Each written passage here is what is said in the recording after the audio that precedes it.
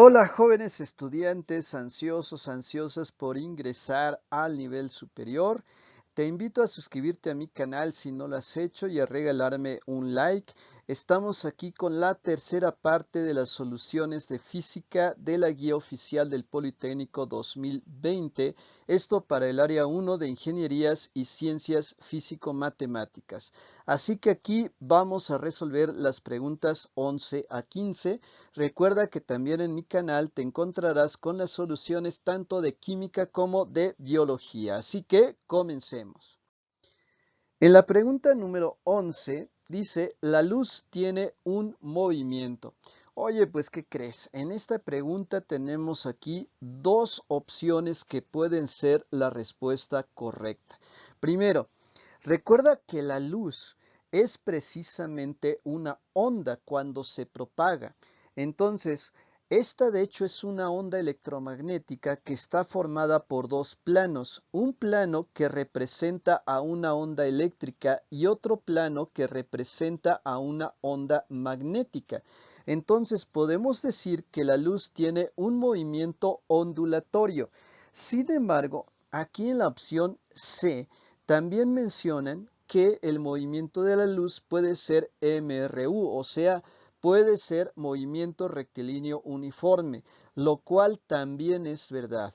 ¿Por qué? Porque cuando la luz se propaga en un mismo medio, pues la luz se desplaza en línea recta y con velocidad constante. Bien, en la guía oficial te indican que la opción correcta es el inciso C, pero como ya te mencioné, pues la luz también es de naturaleza ondulatoria, así que la opción A también podría ser una respuesta correcta. Ahora vamos con la pregunta número 12, que dice, la conexión en paralelo de pilas nos ayuda a aumentar.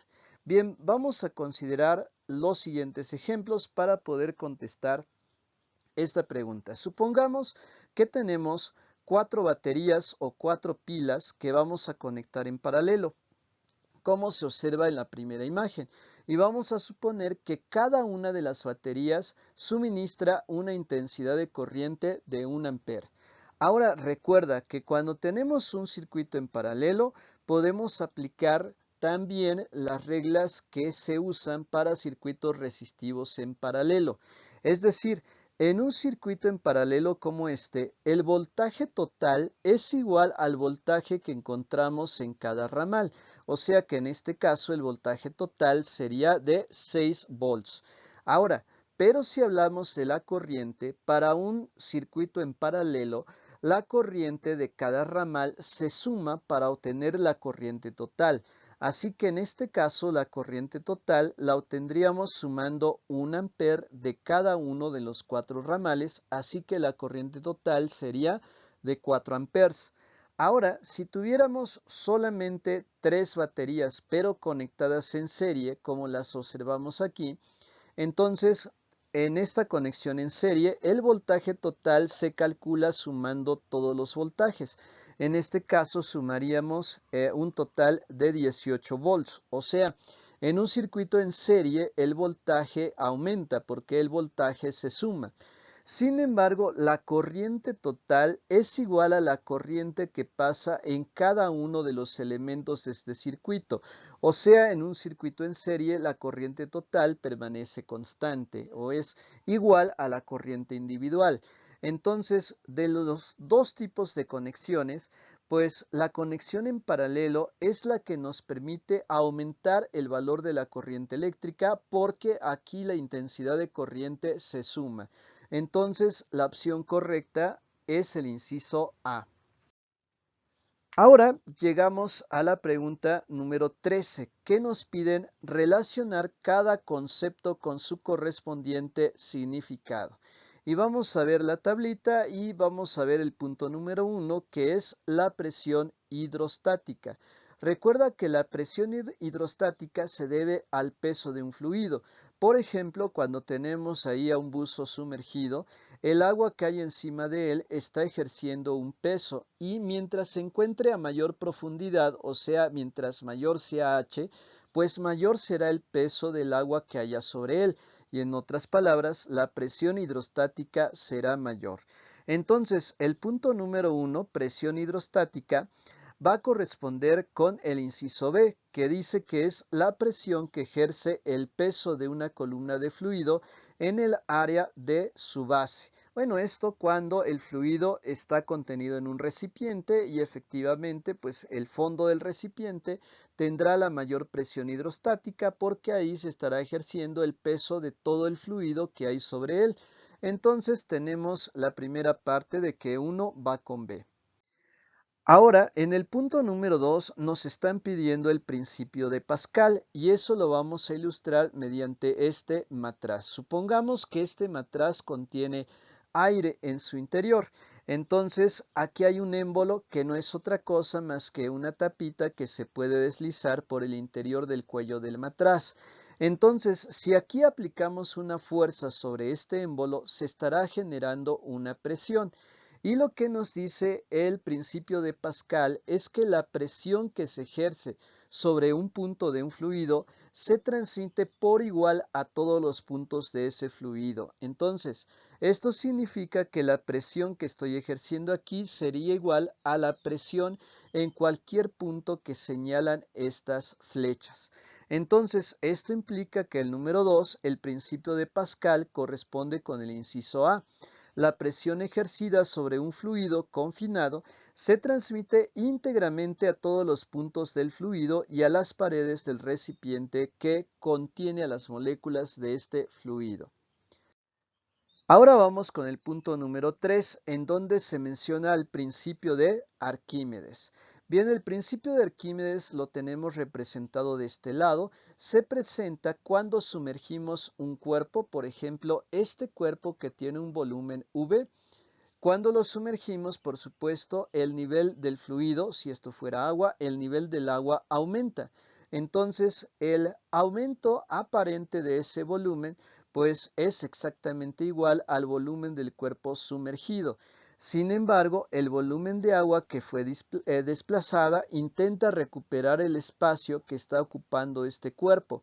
Y debido a eso, pues el agua ejerce una fuerza de flotación o un empuje, o sea, F o E, que son lo mismo, un empuje o fuerza de flotación que moverá al fluido hacia arriba.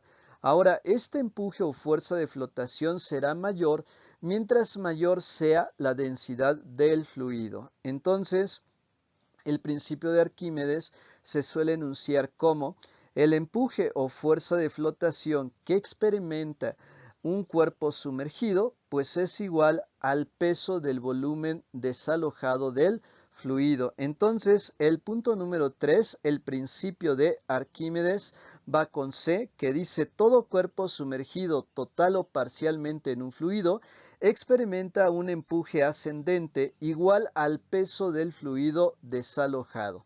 Y bien, un recordatorio de que el empuje se calcula multiplicando la densidad por la gravedad por el volumen de fluido desalojado o desplazado. Así llegamos al punto número 4, en donde se menciona a la presión manométrica. Entonces, recuerda que la presión manométrica es simplemente la diferencia entre la presión absoluta y la presión atmosférica. Se llama así porque se mide con un manómetro y recuerda que siempre la presión manométrica es la diferencia entre la presión absoluta y la atmosférica, que es la expresión que tenemos aquí. Presión manométrica es igual a presión absoluta menos presión atmosférica, así que el número 4 va con el inciso D. Entonces, 1 va con B, 2 va con A, 3 con C, 4 va con D. Ya con esto podemos concluir que la opción correcta es el inciso A. Continuamos con la pregunta número 14 que nos dice, las hojas de un electroscopio cargado positivamente se separan más cuando cierto objeto es acercado a la esfera del aparato, como se muestra en la figura. Esto indica que el objeto, bien, un electroscopio, pues muy sencillo, se puede construir utilizando un matraz Erlenmeyer, utilizando hojas de un metal, como por ejemplo el aluminio, y utilizando un alambre conductor, como el cobre. y también una esfera que puede estar hecha de aluminio o de un material como el sauco. Cuando el electroscopio está descargado, pues bueno, las hojas de aluminio, de oro, de lo que tengas aquí, van a permanecer juntas, no se estarán realmente ni repeliendo ni atrayendo. Sin embargo, si al principio a este electroscopio lo cargamos positivamente, entonces las hojas de aluminio, de oro, de lo que tengas aquí, se separan. Ahora, si tú acercas posteriormente un cuerpo cargado positivamente a esta esfera, entonces estás suministrando más carga positiva y eso va a provocar que estas hojitas se separen más. De la misma situación, si tú cargaste al principio las hojas del electroscopio con carga eléctrica negativa, y posteriormente acercas un cuerpo cargado negativamente, entonces estas dos hojitas también se repelen, se separan más porque estás acercando una carga del mismo signo. Entonces ocurriría lo contrario si estas estuvieran cargadas negativamente y después acercas una carga o un cuerpo cargado positivamente, entonces en ese caso estas plaquitas se acercarían. Entonces, la misma situación aquí. Si aquí tienes dos hojitas separadas porque tienen carga negativa, pero después acerco aquí carga eléctrica positiva, entonces estas dos laminitas se van a acercar. Pero bueno, en este problema nos están diciendo que el electroscopio está cargado positivamente al principio y que después acerco otro cuerpo cargado positivamente. Entonces, esto ocasiona que las plaquitas se separen. Por lo tanto, la opción correcta es el inciso C. Las plaquitas se están separando más porque están cargadas positivamente. Ahora llegamos a la pregunta número 15 que dice relacionar el concepto con su modelo matemático. Y tenemos en primer lugar a la masa. A la masa la podemos definir como la cantidad de materia que tiene un cuerpo o también se le define como la medida de la inercia de un cuerpo. Ahora, se relaciona con otro concepto que es el peso, que representamos con W minúscula, pero que vamos a describir en el siguiente punto. El peso se calcula multiplicando la masa que tiene un cuerpo por el valor de la aceleración de la gravedad en ese punto. Sin embargo, si de esta fórmula despejamos la masa, entonces G, la aceleración de la gravedad, pasaría de este lado dividiendo. Así que nos queda que la masa es igual al peso dividido entre la aceleración de la gravedad. Entonces, esto implica que 1 va con el inciso B. Ahora, el punto número 2, peso. Recuerda que al peso lo representamos con la letra W minúscula. Y el peso es la fuerza de atracción con la cual un cuerpo como el planeta Tierra ejerce sobre los objetos que están situados en ella. Y como vimos en el punto número 1, el peso se calcula multiplicando la masa por la aceleración de la gravedad. Entonces, esto implica que 2 va con el inciso A. Ahora, en el punto número 3 tenemos la fuerza resultante. Bien, cuando hablamos de fuerza resultante, comúnmente la relacionamos con la fuerza que obtenemos como resultado de sumar una serie de dos o más fuerzas. Entonces, la suma de fuerzas debe de relacionarse o representarse como suma de las fuerzas I, donde I simplemente nos está indicando el número de fuerza. Ahora, esto implica que 3 va con el inciso D. Ahora, aquí te hago una aclaración. En la guía oficial, en lugar de tener presente el símbolo de sumatoria, hay un puntito ahí. Bueno, ese símbolo es incorrecto. El símbolo debe de ser sumatoria. Y bueno, llegamos a la masa total. La masa total la podemos interpretar simplemente como una suma de masas, lo cual lo representaríamos de esta manera, una sumatoria de las masas I, lo cual implica que 4 va con el inciso C. Entonces, si 1 va con B, 2 con A, 3 con D y 4 con C, la opción correcta es el inciso D.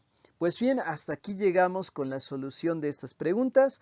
Te invito a suscribirte a mi canal. Si no lo has hecho, regálame un like, comparte y nos vemos en el próximo video para que te sigas preparando muy bien para tu examen de admisión. Así que hasta pronto, amigos y amigas.